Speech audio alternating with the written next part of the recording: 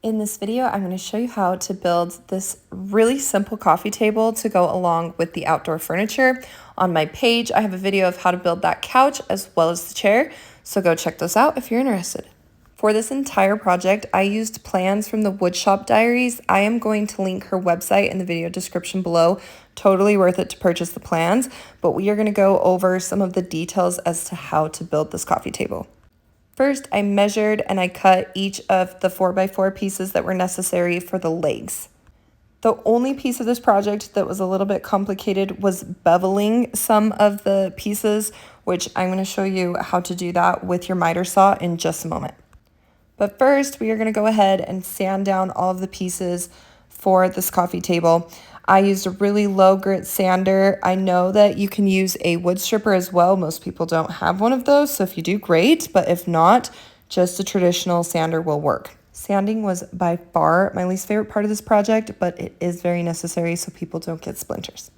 Okay, in order to bevel something so that your wood is cut at a slight angle, there are degrees and measurements on your miter saw, so you just have to loosen it from where it is at 0 degrees, and the plans for this called for cuts at 10.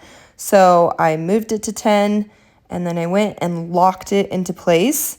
And just as simple as that, that is how you bevel something with a miter saw.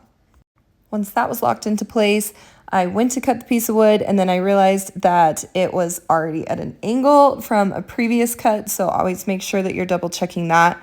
And I moved it back to 0 degrees, lined it up, and then I went ahead and made that cut.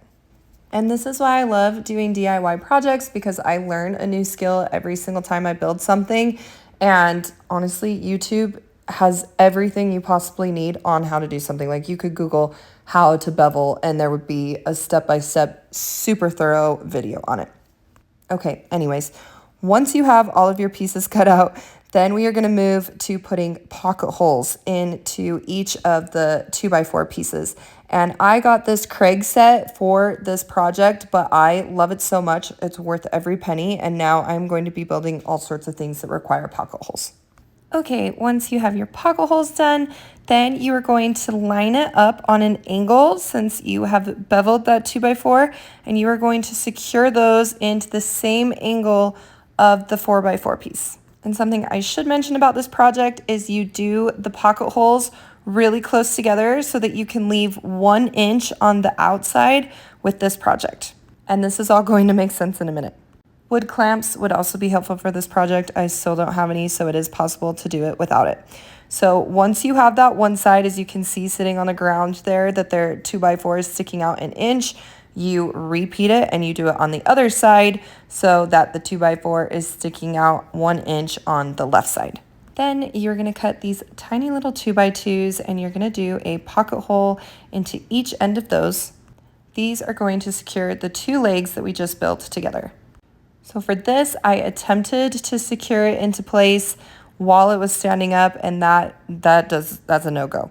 So go ahead and lay it down on the side and then secure one side in, secure the other side in, and then you can flip it up and put it together that way. And just like that, we are halfway done.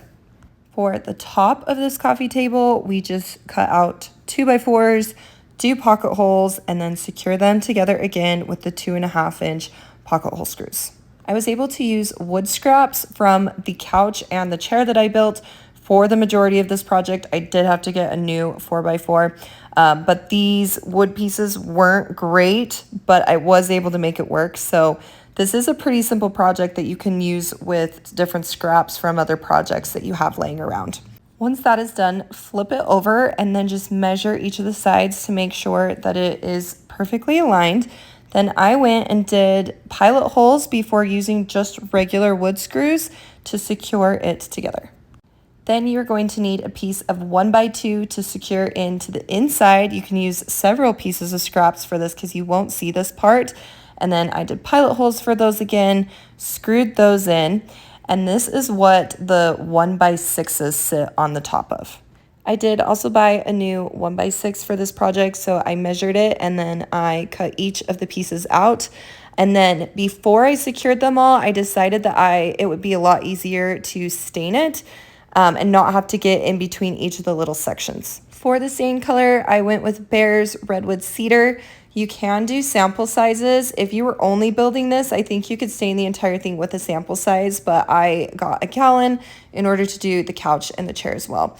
Once each of the pieces were stained, then I laid them out just to make sure that they were exactly where I wanted them to be. I started with each side and then put the 3 in so that I would know where to lay them at so that water can, go in between the cracks if it rains or people spill stuff. So that being said, this is the final product. I love how it turned out. The coffee table just brings the whole thing together. Thanks for watching, guys.